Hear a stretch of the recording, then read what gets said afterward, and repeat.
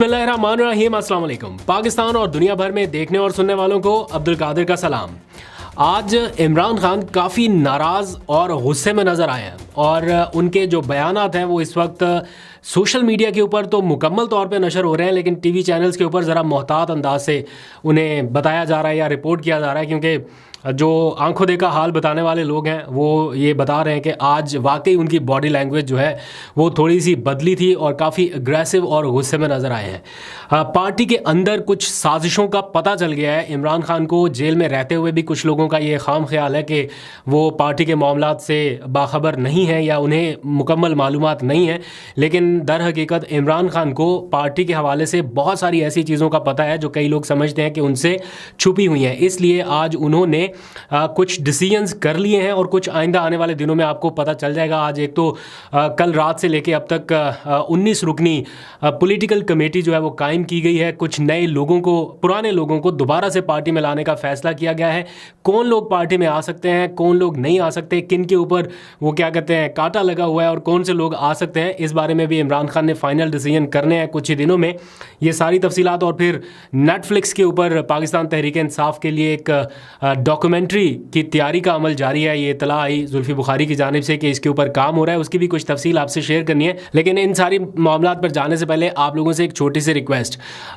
मैंने यहाँ पर तो हम सारे सियासी मामलात के हवाले से बात कर लेते हैं, लेकिन कभी कभार other side of the story भी बताने को दिल करता है जो नॉन पॉलिटिकल हो। जैसे बहुत सारी चीज़ें हैं, अभी रशिया का एक पूरा इवेंट था, मैंने बहुत सारे व्लॉग्स वहाँ पर शूट किए, लेकिन चूँकि वो नॉन पॉलिटिकल है तो यहाँ पर अपलोड करके मैं ऑडियंस को डिस्टर्ब नहीं करना चाहता।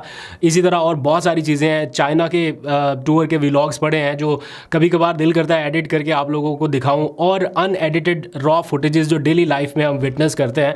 तो बहुत कुछ है आपको दिखाने को और बताने को, लेकिन सोचा कि यहाँ पर पॉलिटिकल ऑडियंस है तो वो डिस्टर्ब ना हो, तो उसके लिए मैंने एक अलग से चैनल जो है वो अपनी डेली लाइफ व्लॉगिंग के हवाले से बना दिया है।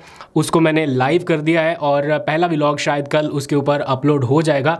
डिपेंड करता है कि आप लोगों का इंटरेस्ट है उसमें या नहीं। अगर आप लोग सब्सक्राइब करते हैं उसको तो फिर मैं वहाँ पर ये सारी चीज़ें जो अनएडिटेड, अनफिल्टर्ड या अनअपोलोजेटिक जो एक वर्जन है वो आपको वहाँ पर दिखाया जा सके। तो उस चैनल पर भी ज़रा अपना प्यार मोहब्बत दिखाइए और इस चैनल का भी ख्याल रखना है, दोनों का। ये ना हो कि उसके चक्कर में इसको भूल जाए। एनीवेज वापस आते हैं ऑन पॉइंट, ज़रा बात करते हैं। माजरत थोड़ा सा लंबा हो गया है इंट्रो बर्दाश्त कीजिए। तो ज़रा सियासी मामलात के हवाले से बात करते हैं। आज इमरान खान की जेल में एग्रेसिव टोन के हवाले से बहुत ज़्यादा चीज़ें डिस्कस हो रही हैं। फिर पीटीआई के दफ्तर में भी मेरा आना जाना रहा, वहाँ के लोगों से भी बातचीत हुई, तो मैं आपको बड़े वसूख से ये बात बता रहा हूँ कि जो अंदर तनाव है पाकिस्तान तहरीक इंसाफ में पार्टी की सतह पर, वो हर आने वाले दिन के साथ बढ़ता जा रहा है। आपने शहरियार आफरीदी की स्पीच सुनी, कितने मतलब अग्रेसिव रवैये से उन्होंने कहा कि मैं किसी शोकाज नोटिस की परवाह नहीं करता, पार्टी के जो ग्रास रूट के वर्कर्स हैं उनको आगे लाया जाए। शेर अफजल मरवत के अलग कुछ मसाइल हैं, बैरिस्टर गौहर की अलग बिल्कुल नॉर्मल सी टोन है। इस सारे मामलात में वर्कर्स जो हैं वो कंफ्यूज हैं कि हो क्या रहा है। और बात यहाँ तक पहुँच गई कि आज टीवी चैनल पर ये खबरें नशर होता मैंने देखी कि पाकिस्तान तहरीक इंसाफ की कोर कमेटी के अंदर हल्फ लिए गए कि अंदर की खबर बाहर नहीं जाएगी। तो ये बड़ा एक एक्सट्रीम स्टेप था। और उसके बाद ये खबर आई कि 19 रुकनी एक सियासी कमेटी बना दी गई, यानी कुछ लोगों को थोड़ा पीछे कर दिया गया। जो डिसीजंस कोर कमेटी लेती है, फाइनल अथॉरिटी कोर कमेटी है, अब उससे भी ऊपर एक और एपेक्स कमेटी बना दी गई, यानी सियासी कमेटी जो फैसले करेगी। मैंने कल के व्लॉग में उसकी डिटेल बता दी, रिपीट नहीं करूँगा। बट आज मैंने जाकर पीटीआई के ऑफिस में एक प्रेस कॉन्फ्रेंस थी, तो मैंने रऊफ़ हसन से पूछा, मैंने कहा ये खबरें आ रही हैं कि आपकी कोर कमेटी के दौरान कोई हल्फ लिए गए हैं लोगों से कि ये चीज़ें लीक आउट ना हो। तो रऊफ़ हसन साहब ने बताया कि मैं हर कोर कमेटी की मीटिंग में मौजूद रहता हूं, लेकिन अभी तक ऐसा कोई मौका नहीं आया कि किसी से हल्फ लिया गया हो। लेकिन ऑन द अदर हैंड हर 10-15 दिन के बाद ये खबर आती है सामने। कभी सुन्नी इत्तेहाद कौंसिल के मामले में जब शमूलियत की आ रही थी तब हल्फनामे लिए गए, फिर बाद में अभी कोर कमेटी की खबरें आ रही हैं। तो जो ट्रस्ट का एक इशू है वो क्रिएट हुआ है बहुत ज़्यादा, और सब लोगों को लगता है कि अंदर कोई ना कोई ऐसा एलिमेंट मौजूद है जो पार्टी को डैमेज कर रहा है या पार्टी को नुकसान पहुंचा रहा है। और आज यही बात इमरान खान ने खुद भी कर दी और उन्होंने कहा कि हमारे कुछ लोग जो हैं वो हमारे मुखालिफिन के साथ राब्ते में हैं और वो पार्टी को तोड़ना चाहते हैं। और इमरान खान को खबर है कि ऐसे कौन से एलिमेंट हैं या कौन से लोग हैं, और उसके ऊपर अभी आने वाले दिनों में आपको रद्दमल, रिएक्शन या पार्टी की सतह पर कोई काम नज़र भी आएगा। ये जो पॉलिटिकल कमेटी कायम की गई है ये उसी सिलसिले की एक कड़ी है, क्योंकि इस वक्त इमरान खान को और पार्टी के कुछ मुखलस लोगों का ये ख्याल है कि पूरा फोकस जो है वो इमरान खान की रिहाई के ऊपर ही होना चाहिए। इसके अलावा माइनस प्लस कोई और चीज़ नहीं, रिहाई प्लस मैंडेट की वापसी।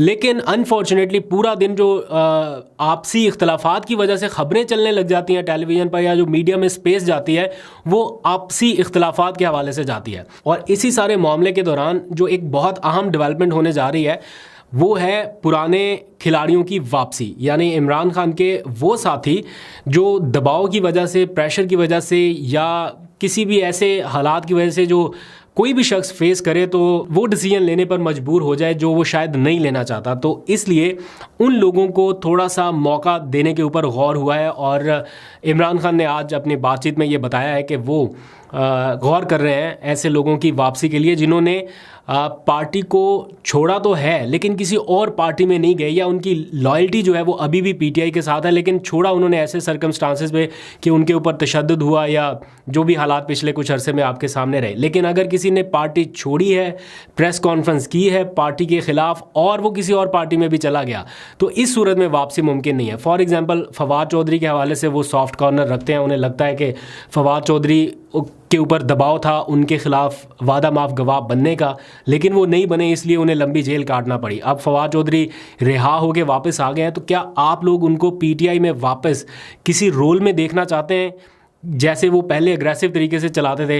एक तो ये भी डिपेंड करता है कि फवाद चौधरी ख़ुद भी अभी फौरी तौर पर आने के लिए मेंटली प्रिपेयर हैं या नहीं, ये दोनों चीज़ें देखनी होंगी। बट इमरान खान की तरफ से सॉफ्ट कॉर्नर है। फिर और बहुत सारे लोग हैं, फॉर एग्जांपल उस्मान डार हैं, उनकी फैमिली की हालिया जो भी मामला रहे वो आपके सामने है कि पीटीआई पूरी उनके साथ स्टैंड करती रही और वो पीटीआई के साथ। तो उस्मान डार ने भी कोई ऐसी स्टेटमेंट नहीं दी बाहर आके, इवन के टीवी इंटरव्यू में भी उन्होंने जिस तरह से सामना किया उस एंकर का और जिस तरह से वो निकले हैं वहाँ से, लोग ये समझते हैं कि वो पार्टी के लॉयल हैं और उन्होंने कोई ऐसी स्टेटमेंट नहीं दी जो इमरान खान को डैमेज करती। हालांकि इत्तला ये है कि उनके ऊपर भी इमरान खान के ख़िलाफ़ गवाह बनने का दबाव रहा है किसी अरसे में।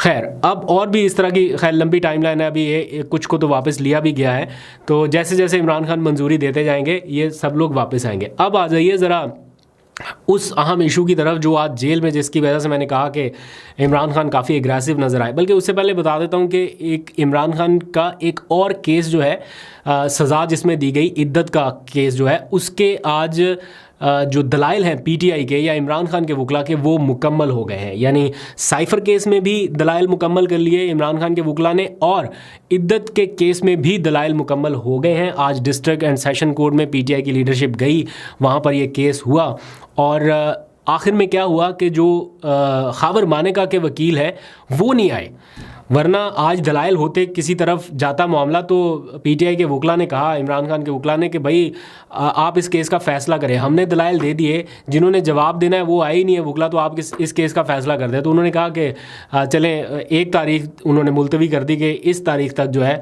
दोबारा इसकी हेयरिंग होगी और फिर डिसाइड होगा। तो ये तोशाखाना के साथ साथ ये निकाह वाला जो मामला है, इद्दत वाला, ये 100% उड़ना ही उड़ना है केस, जो मर्जी हो जाए, इसमें कोई वो ढकी छुपी बात नहीं है। इमरान खान के लिए जिसमें इशू क्रिएट हो सकता है आगे आने वाले दिनों में, वो 190 मिलियन पाउंड का केस है, लेकिन उसमें भी टेक्निकली इमरान खान के ख़िलाफ़ कोई चीज़ नहीं है।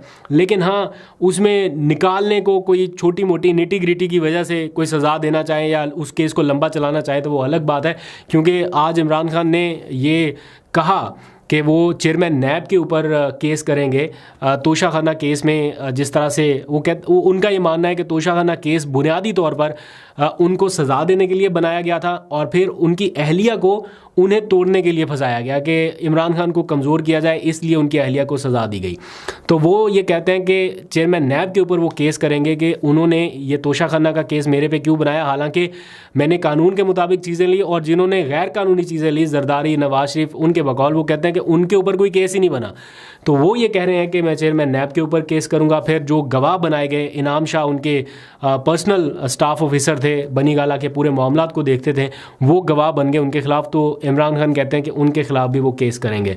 तो आज इस हवाले से काफ़ी एग्रेसिव नज़र आए अपनी सज़ाओं के हवाले से कि ये सारी सज़ाएँ जो हैं उनको सिर्फ इसलिए दी गई कि उनको पॉलिटिकल एरिना से किसी तरह से बाहर रखा जाए और उनको मंजर आम से भी साइड लाइन किया जाए ताकि पार्टी को तोड़ा जा सके। तो इमरान खान काफ़ी होपफुल हैं कि आने वाले दिनों में उनकी ये सज़ाएँ ख़त्म होंगी। जब उनसे ये क्वेश्चन हुआ कि क्या काजी फ़ाइज़ ईसा से अभी भी आपको उम्मीद है इंसाफ की या वो आपको इंसाफ देंगे, तो एक लंबी खामोशी रही उस मामले पर, लेकिन इमरान खान ने ना हाँ में जवाब दिया ना में कहा। उन्होंने कहा जो हो रहा है इस टाइम वो पूरी कौम देख रही है और सबके सामने है।